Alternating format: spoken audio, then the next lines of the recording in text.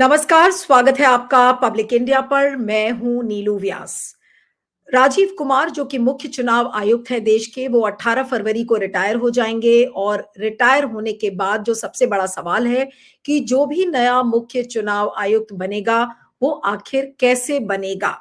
क्या वो सरकार का नुमाइंदा होगा, क्योंकि जो कानून बदला गया था उसके हिसाब से चीफ जस्टिस ऑफ इंडिया को सिलेक्शन पैनल से बाहर कर दिया गया था और उसी को लेकर बहुत सारी याचिकाएं दायर की गई थी सुप्रीम कोर्ट में।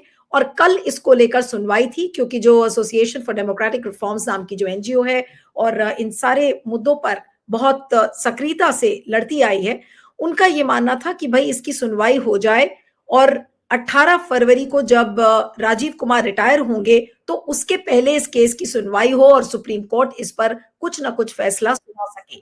तो उसी को लेकर जब कल सुनवाई हुई तो इस मामले को अब फरवरी तक के लिए टाल दिया गया है।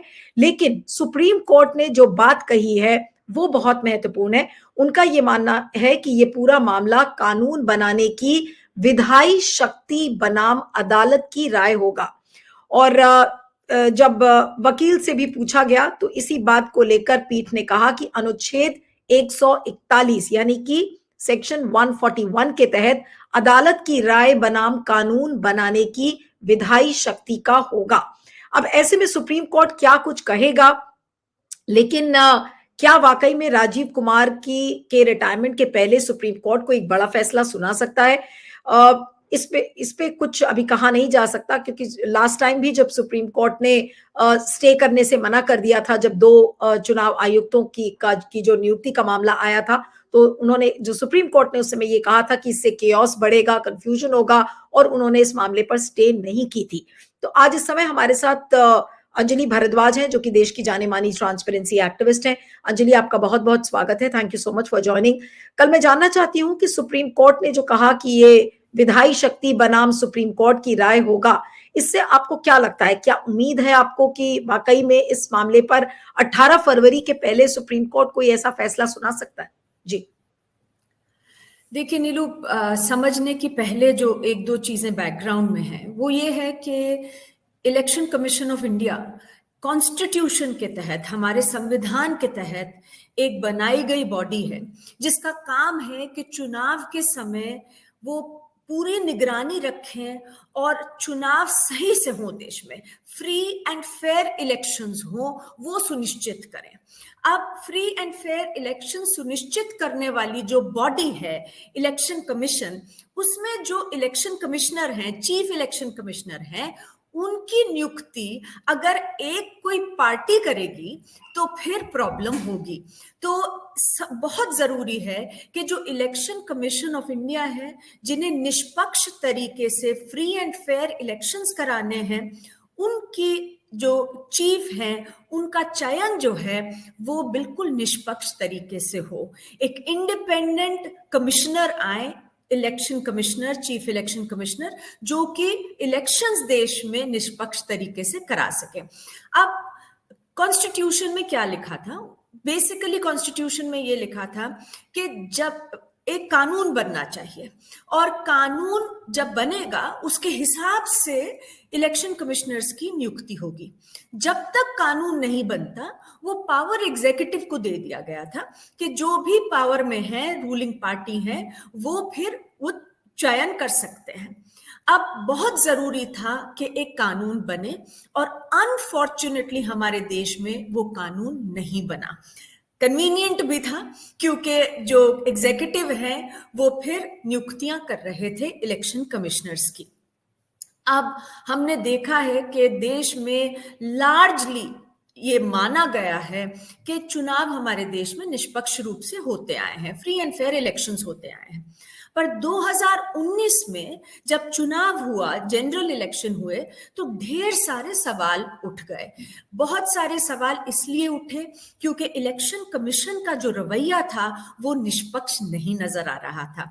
2019 से पहले जब लोगों ने शिकायतें करी कि चुनावी प्रक्रिया में गड़बड़ियां हो रही हैं, हेट स्पीचेस हो रही हैं, तमाम तरह की प्रॉब्लम्स हैं, तो ये देखा गया कि जो इलेक्शन कमीशन था उसने बड़ी सिलेक्टिवली काम करा।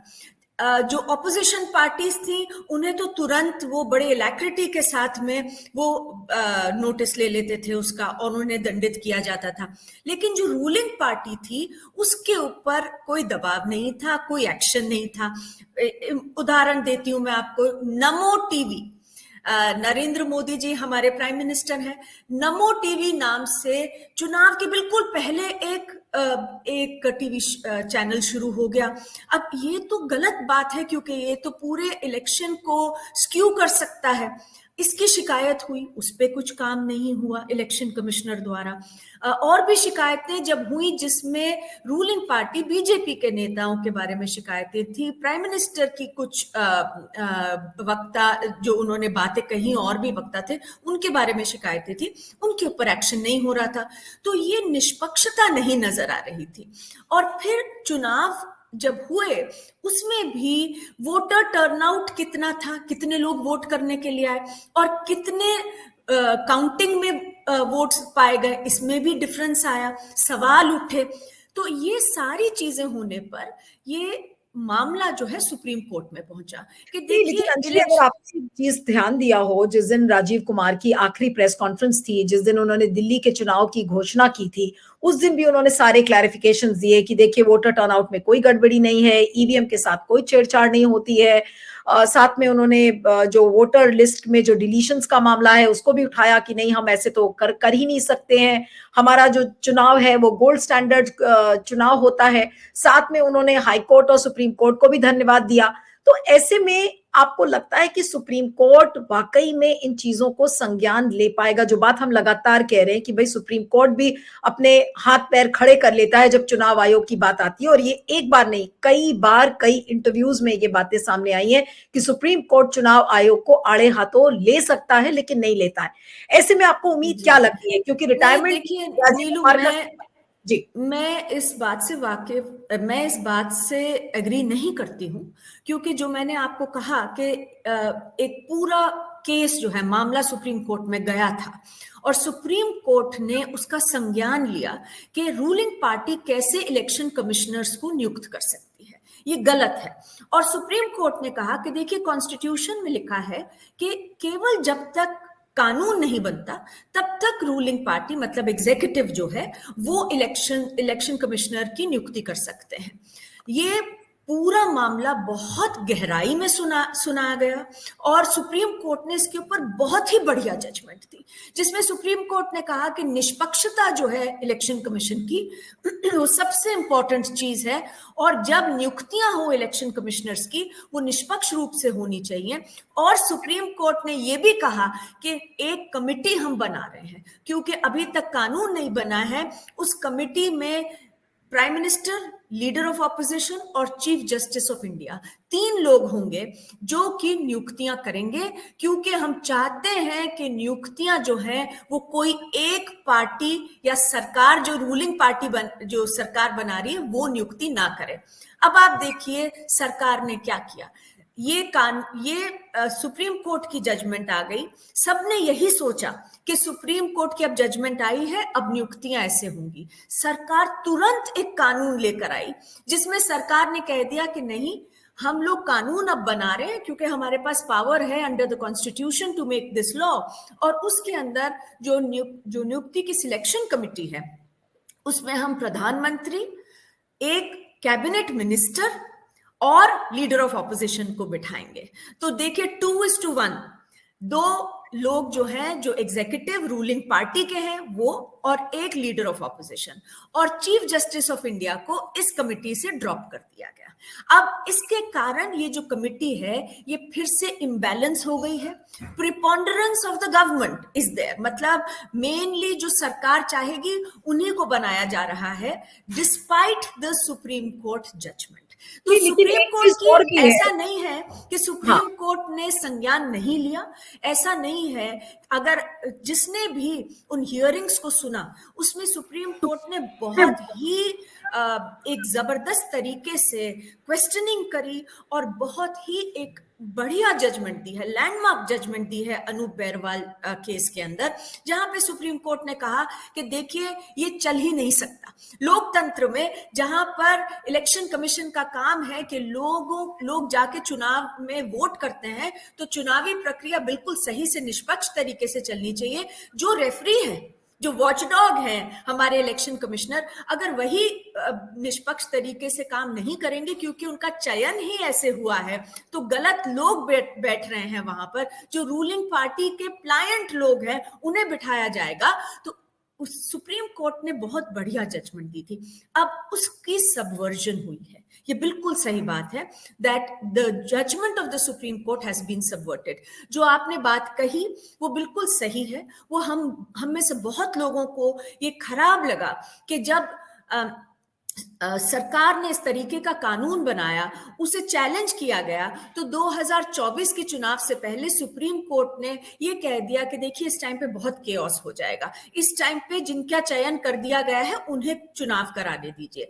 बात ये भी थी कि डिले होते होते मैटर तब तक पहुंच गया था जब बिल्कुल चुनाव के पहले की स्थिति थी। मुझे लगता है कि अब भी बहुत जरूरी है कि इस मामले को सुना जाए। सुप्रीम कोर्ट ने कहा है, कल मैं कोर्ट में थी जब इस मामले की मेंशनिंग हुई थी, और वहां पर यही कहा गया कि देखिए अब जो चीफ इलेक्शन कमिश्नर है वो अब रिटायर हो रहे हैं और फिर से चयन किया जाएगा, और ये चयन ऐसा ना हो कि फिर से जो रूलिंग पार्टी है बीजेपी है उसी के दो लोग एक लीडर ऑफ ऑपोजिशन के साथ मिलके कर दें, तो ये गलत होगा, ए प्रिपॉन्डरेंस ऑफ गवर्नमेंट होगी। और जो स्पिरिट थी of the Supreme Court judgement कि ये जो चयन होना चाहिए इलेक्शन कमिश्नर का, ये निष्पक्ष रूप से होना चाहिए, वो स्पिरिट डिफीट हो जाएगी। मुझे लगता है ये जो बात है ये सुप्रीम कोर्ट समझ रहे हैं। उन्होंने कहा कि देखिए हम लोग 4 फरवरी को इस मामले को सुनेंगे, इसमें समय लगेगा, हम सही से सुनेंगे इस मामले को, और मुझे उम्मीद है कि जब सुप्रीम कोर्ट में इस मामले की सुनवाई होगी तो ये जो पूरा लॉ बना है, जो कानून बना है जिसे अब चैलेंज किया गया है, इसका चैलेंज जो है वो सुप्रीम कोर्ट बहुत मुझे तो लगता है स्ट्राइक डाउन करेगी, क्योंकि इसकी कोई जगह नहीं है। देखिए बार बार रूलिंग पार्टी हमारी ये कहती है इस जजमेंट से पहले भी तो रूलिंग पार्टीज ही तय कर रही थी, but two wrongs don't make a right. जब पूरा जजमेंट आ गया है, नहीं, एक चीज और भी है कि अगर 18 तारीख को 18 फरवरी में ज्यादा टाइम नहीं है, और अगर 18 फरवरी को राजीव कुमार को रिटायर करना है, तो आपको लगता है कि सुप्रीम कोर्ट कोई ना कोई डिसीजन, जैसे कि आपने कहा कि स्ट्राइक डाउन करेगा वो जो नियम में फेरबदल किया गया था, तो सुप्रीम कोर्ट क्या इस चीज को 18 फरवरी के पहले कर पाएगा? क्योंकि कई केसेस होते हैं जब जी, अगर इच्छा शक्ति होगी नीलू तो जरूर कर पाएंगे, क्योंकि मुझे नहीं लगता है कि अगर 4 फरवरी को हियरिंग होती है, अभी आपने जैसे कहा 18 फरवरी को रिटायर करेंगे, तो अपॉइंटमेंट तो अराउंड दैट टाइम ही होगा, तो 4 और 18 के बीच में भी टाइम है। अगर सुप्रीम कोर्ट इस मामले की सुनवाई करके मामले की सुनवाई, तो देखिए it depends on the court कि उनको लगता है कितना टाइम लगेगा, but it is perfectly possible that अगर चयन कर भी लिया जाए, अपॉइंटमेंट नहीं हो तो भी उसको स्ट्राइक डाउन कर दिया जाएगा। तो possibility is certainly there. We hope that Supreme Court जो है will rise to the occasion। जिस तरीके से कोर्ट ने अभी तक भी बहुत सारे मुद्दों पर डिसअपॉइंटमेंट्स होती हैं, लेकिन बहुत सारे मुद्दों पर हमारे देश में हमने देखा है कि किस तरह से जुडिशरी ने लोकतंत्र में वो रोल निभा रही है जुडिशरी, कि लोकतंत्र जिंदा रहे। तो मुझे लगता है कि ये बहुत ही इम्पोर्टेंट, बहुत ही संगीन मामला है, क्योंकि ये चुनाव it goes to the heart of the matter. आप ये सोचिए कि मतलब मैच चल रहा है और रेफरी जो है वो एक साइड के ही हैं, तो फिर मैच में क्या होगा? उसी तरह से चुनाव में अगर जो रेफरी हैं हमारे इलेक्शन कमिश्नर्स, वो अगर रूलिंग पार्टी के ही नुमाइंदे होंगे एक तरीके से, वो उन्हीं के द्वारा चुने गए, उन्हीं के प्लायंट लोग होंगे, तो फिर तो चुनाव का कोई मतलब नहीं रह जाता। That is a big serious problem. आज आप देखिए कि किस तरीके के सवाल उठ रहे हैं इलेक्शन कमीशन पे। मैं कुछ बिल्कुल। उदाहरण दे दूं आपको। पहली चीज, 2024 के चुनावों के पहले भी जो शिकायतें आई वो किस तरीके से डील हो रही थी, उसके अंदर सिलेक्टिव एक्शन लिया जा रहा था, जैसे 2019 में भी हमने देखा था। इतने सारे सवाल उठे हैं जहां पर वोटर टर्नआउट के एब्सोल्यूट नंबर्स इलेक्शन कमीशन देना बंद कर दिया उन्होंने। वो इलेक्शन कमीशन जो है यही नहीं बता रहे थे कि वोटर टर्नआउट कितना रहा। आप ये सोचिए कि चुनाव हो रहे हैं और लोगों को ये सूचना भी नहीं मिल रही कि कितने लोगों ने जाके वोट किया। लोगों ने जो दस्तावेज मांगे, फॉर्म 17C जैसे, उन दस्तावेजों को देने में आज तक इलेक्शन कमीशन आनाकानी कर रहा है। आप देखिए कि कितनी बड़ी ये समस्या है। लोगों के, वोटर के सूचना के अधिकार को पूरी तरह से खत्म करने की ये प्रयास है कि अगर हम जाके ये कहें कि आप हमें स्टैट्यूटरी फॉर्म की कॉपी दे दीजिए, फॉर्म 17C जिसमें ये लिखा है कि कितने लोग आए हर पोलिंग स्टेशन पर वोट करने के लिए, उसकी एक कॉपी दे दीजिए, वो नहीं दी जा रही। इतनी बेसिक इंफॉर्मेशन नहीं दी जा रही। लोग बोल रहे हैं कि वीडियोग्राफी होती है, सीसीटीवी कैमरा इतने लगे हुए हैं, उन सब की भी हमें कॉपी चाहिए, सूचना का अधिकार है लोगों को, और वो भी नहीं दिए जा रहे। ये मामला Punjab and Haryana high court में गया और हाई कोर्ट ने कहा कि बिल्कुल ये तो कॉन्डक्ट ऑफ इलेक्शन रूल्स में रूल 93 के तहत आप दे दीजिए, जो भी सूचना सब देने के लिए है, ये तो लोगों के हक बनता है।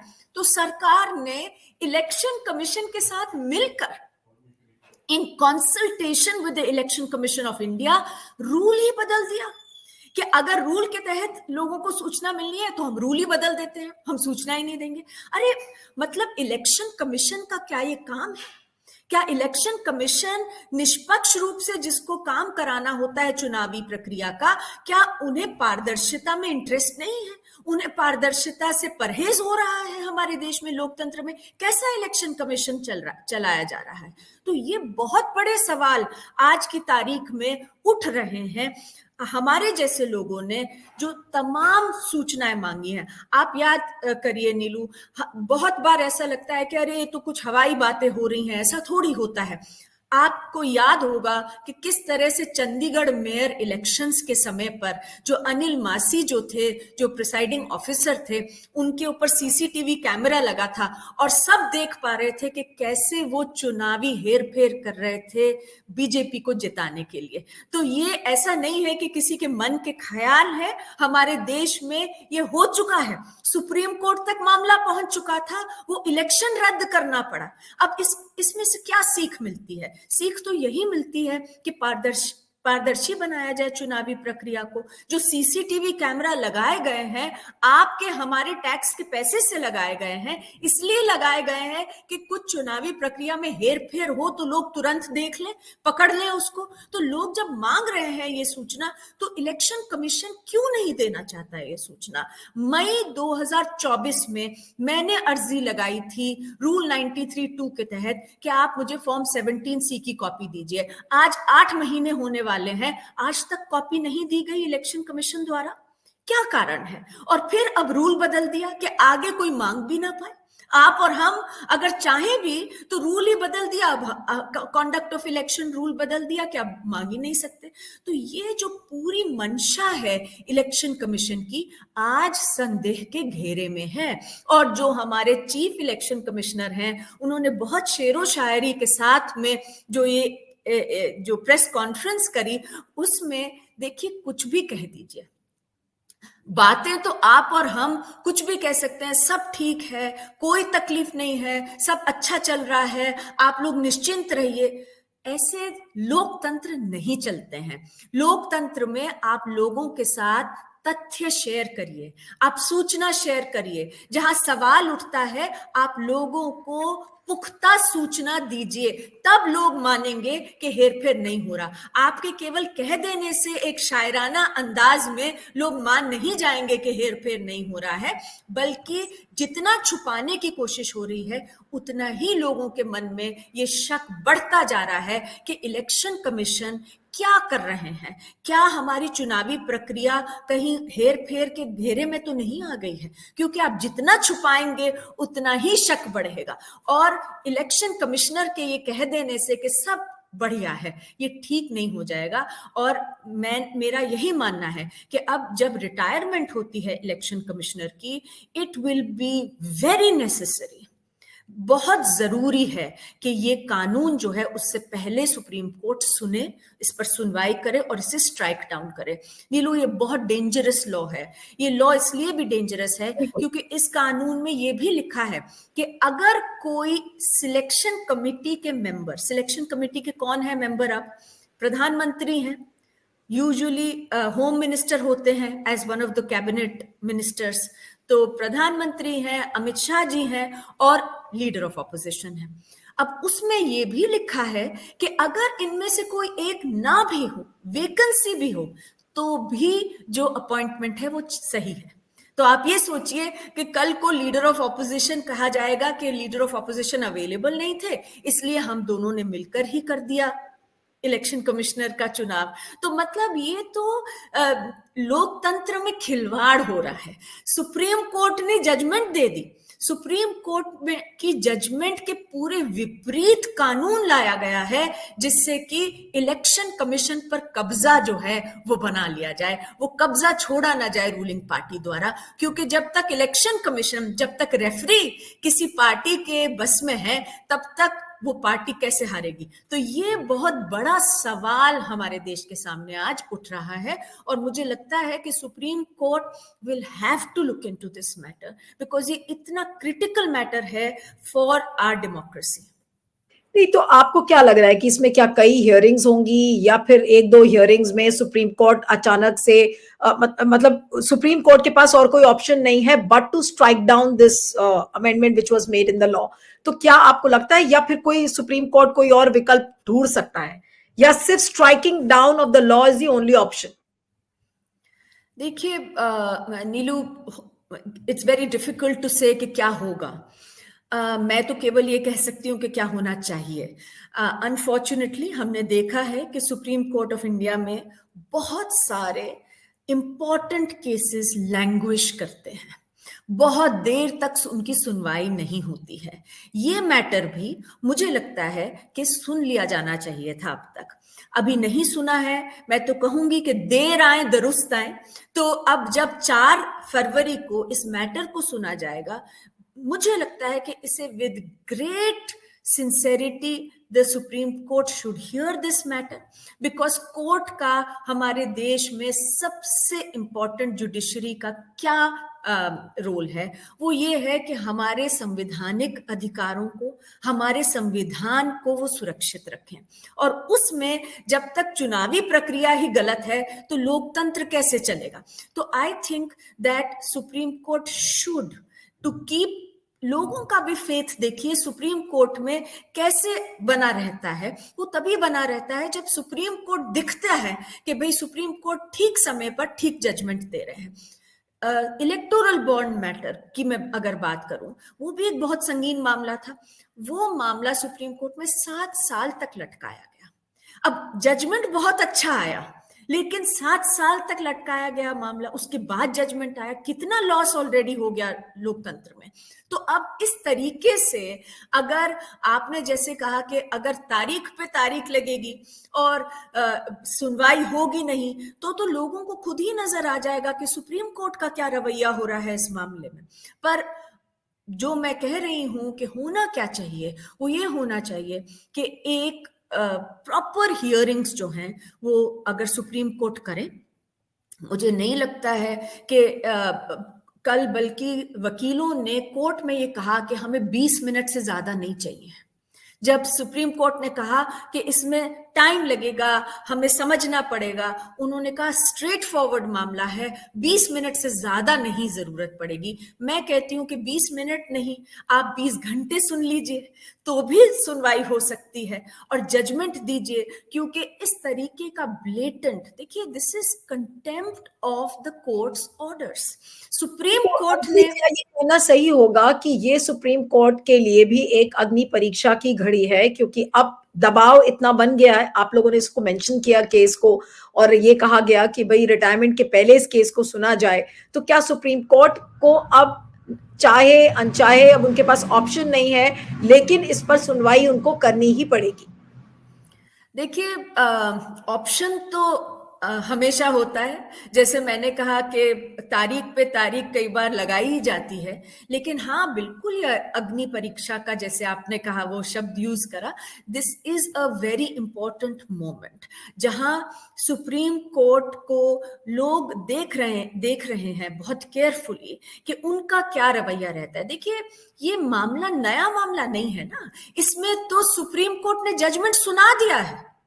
उस सुप्रीम कोर्ट के जजमेंट के विपरीत ये लॉ लाया गया है। तो we have to understand what has happened. Supreme Court said इसके अंदर आप सरकार पे नहीं छोड़ सकते नियुक्तियां, और जैसे ही सुप्रीम कोर्ट ने कहा कि आप नियुक्तियां सरकार के ऊपर, प्रिपॉन्डरेंस ऑफ गवर्नमेंट नहीं होना चाहिए सिलेक्शन कमेटी में, सरकार कानून ले आई, पार्लियामेंट के थ्रू उसको पुश कर दिया गया कि हमारी ही प्रिपॉन्डरेंस होगी। तो मतलब कंटेम्प्ट है ये एक तरीके से of what the court has said. ये बिल्कुल उल्लंघन कर रहे हैं जो सुप्रीम कोर्ट की जजमेंट है उसका सरकार। तो सुप्रीम कोर्ट अपने जजमेंट में, हमारी बात छोड़िए, पर अपनी जजमेंट की ही उल्लंघन पे अगर कुछ भी नहीं करती इतने इंपॉर्टेंट संगीन मामले में, तो फिर तो सुप्रीम कोर्ट पर भी लोगों का जो सवाल है वो उठेगा मन में कि ये क्या हो रहा है हमारे कोर्ट में, क्यों सुप्रीम कोर्ट ने इतना बढ़िया जजमेंट दिया। इसीलिए मैं कहती हूँ नीलू कि मैं नहीं मानती कि सुप्रीम कोर्ट अच्छा जजमेंट नहीं देते हैं, सुप्रीम कोर्ट कुछ नहीं कर रहे लोकतंत्र में। सुप्रीम कोर्ट ने बहुत ही बढ़िया जजमेंट दिया, लेकिन हाँ, जब सरकार ने उसके विपरीत जाकर जब कानून बनाकर नियुक्तियां कर दी, तब भी सुप्रीम कोर्ट को अपना ही जजमेंट अपहोल्ड करने के लिए एक्शन लेना चाहिए था। वो नहीं लिया गया। कोर्ट ने कहा हम इसलिए नहीं ले रहे हैं कि अब देखिए चुनाव तो घोषित हो चुके हैं, शुरू होने वाले हैं, जो भी था, और इतनी इस समय पे हम करेंगे तो फिर तो केओस हो जाएगा। पर अभी तो कोई जनरल इलेक्शन नहीं हो रहे, अब तो सुप्रीम कोर्ट को सुनना चाहिए। और मेंशनिंग हो रही है 4 तारीख को, पूरा मौका है सुप्रीम कोर्ट के पास कि सुप्रीम कोर्ट सरकार को बिल्कुल कटघरे में खड़ा करें और कहें कि हम आपको कह रहे हैं कि आप नियुक्तियां निष्पक्ष रूप से होनी चाहिए, और आप जाके लॉ लाते हैं कि आप ही नियुक्ति करेंगे। अगर आप और हम जज हों तो सवाल तो एक ही बनता है ना कि भाई हमने कहा आपको कि आप नियुक्ति निष्पक्ष रूप से कीजिए, आप हमारी उसकी अवहेलना करते हुए आप कानून ले आएंगे कि आप, ये तो बिल्कुल एक ही पैटर्न चल रहा है नीलू। देखिए, सीधी सी बात है, Punjab and Haryana high court ने कहा कि फॉर्म 17C वीडियोग्राफी वगैरह जब सब मांगी गई कि रूल 93(2) के तहत सारी सूचना लोगों को दे दीजिए, सरकार ने जाके कानून बदल दिया, रूल बदल दिया। अब सुप्रीम कोर्ट ने कहा कि आप निष्पक्ष तरीके से नियुक्तियां होनी चाहिए, उन्होंने जाके कानून बना दिया जो कि पूरा बदल दिया सुप्रीम कोर्ट के जो जजमेंट थी उसके स्पिरिट के विरोध में जाकर। ये तो मतलब सरकार कह रही है कि भाई हमारे पास नंबर है, हम जो चाहे करेंगे, जहां पर कानून हमें